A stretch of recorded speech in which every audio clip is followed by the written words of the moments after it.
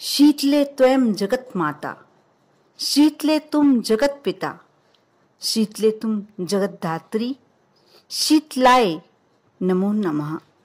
अर्थात हे माता शीतला, आप ही संसार की आदि माता हैं, आप ही पिता हैं और आप ही इस चराचर जगत को धारण करती हैं।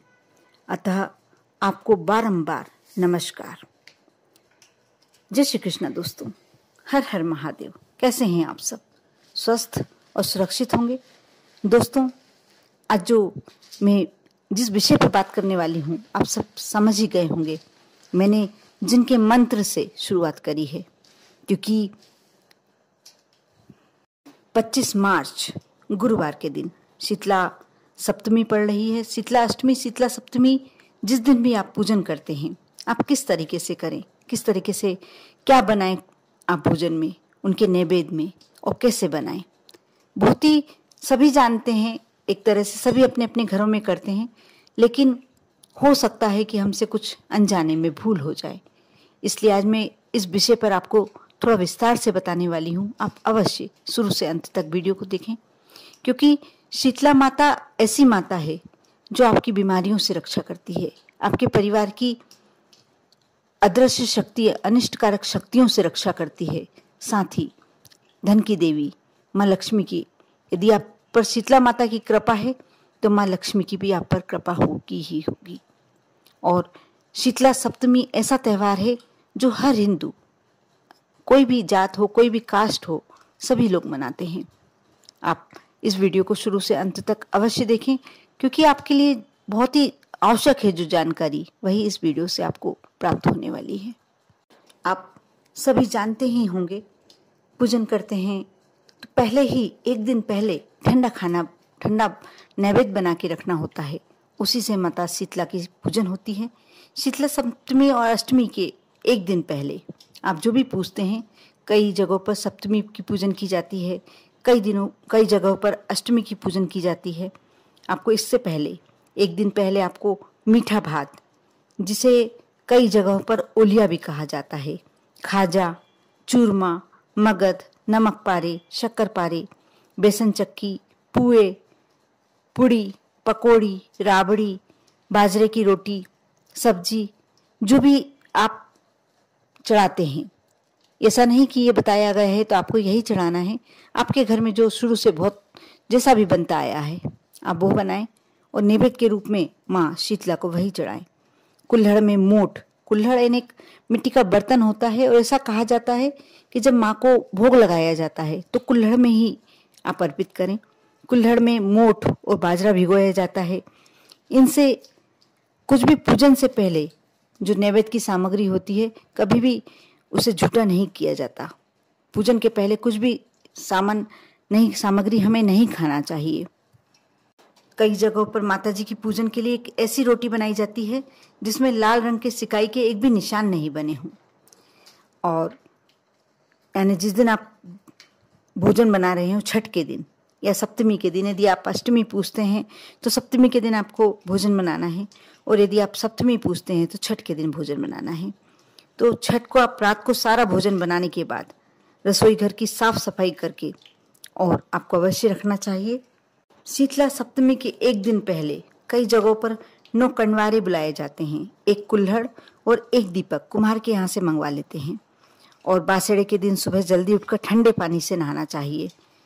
इस बात का ध्यान रखना चाहिए, क्योंकि क्या होता है कि जो ठंड के दिन चलते रहते हैं तो उसमें सभी गर्म पानी से स्नान करते हैं, लेकिन ऐसा कहा जाता है जिस दिन बासोड़ा हो, जिस दिन शीतला सप्तमी की पूजन की जाती है, उस दिन हमें ठंडे पानी से ही नहाना चाहिए।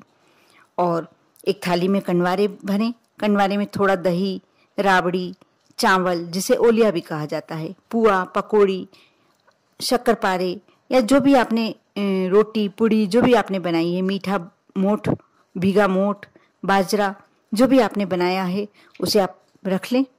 और पूजन की सामग्री जैसे रोली, मोली, पुष्प, वस्त्र, जो भी आपको अर्पित करना है माँ की पूजन में, आप रखें।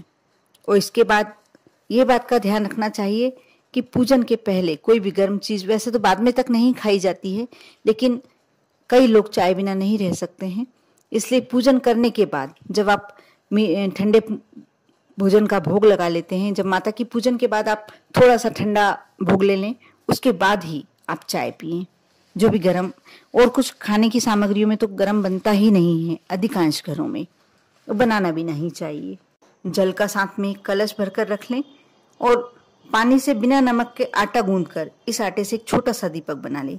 इस दीपक में रुई की पाती घी में डुबोकर लगा लें। यह दीपक आपको बिना जलाए ही माता जी को चढ़ाया जाना चाहिए। पूजन के लिए साफ सुथरे और सुंदर वस्त्र पहने। पूजा की थाली पर, कनवारों पर और घर के सभी सदस्यों को रोली और हल्दी से टीका करें। खुद भी टीका लगा लें। हाथ जोड़कर माता से प्रार्थना करें, हे माता, मान लेना और शीली ठंडी रहना, शीतल आशीष प्रदान करना, घर में प्रेम, सुख, शांति और शीतलता बनी रहे। आरोग्य की देवी, 7 पीढ़ियों तक प्रसन्न रहना। इसके बाद मंदिर में जाकर पूजन करें। यदि शीतला माता घर पर हो तो घर पर भी पूजन कर सकते हैं। वैसे यह पूजन मंदिर में ही किया जाता है। सबसे पहले माता जी को जल से स्नान कराएं, रोली और हल्दी से टीका करें। काजल, मेहंदी, लच्छा, वस्त्र जो भी आप ले गए हों अर्पित करें। 3 कनवारे का सामान अर्पित करें, बड़ी माता, बोदरी और अचपड़े खसरा के लिए। बड़पुले की माला यदि आप ले गए हैं तो वह समर्पित करें। आटे का दीपक बिना जलाए अर्पित करें और माता की जो भी कहानी आप बोलते हैं उस कथा को सुनें और हाथ जोड़कर माता से आशीर्वाद लें।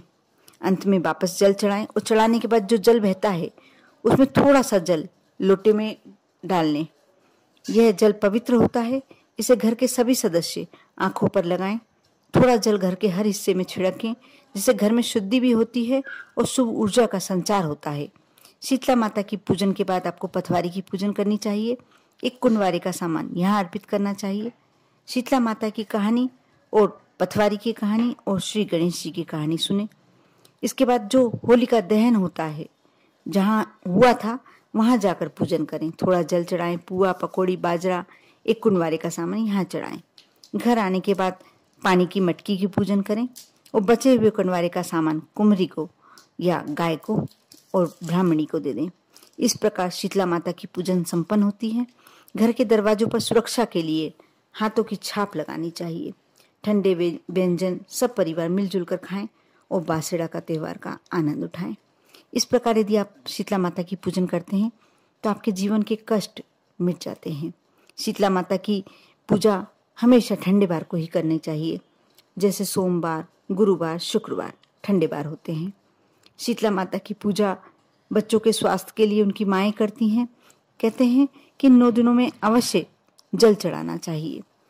सप्तमी और अष्टमी तिथि पर सिर नहीं धोते हैं, सिलाई नहीं करते हैं, सुई नहीं धोते हैं, चक्की और चरखा नहीं चलाते हैं।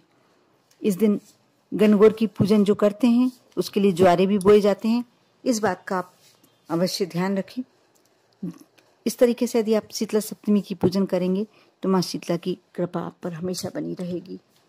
आप पर और आपके पूरे परिवार पर माँ शीतला की कृपा बनी रहे। ओम नमः शिवाय।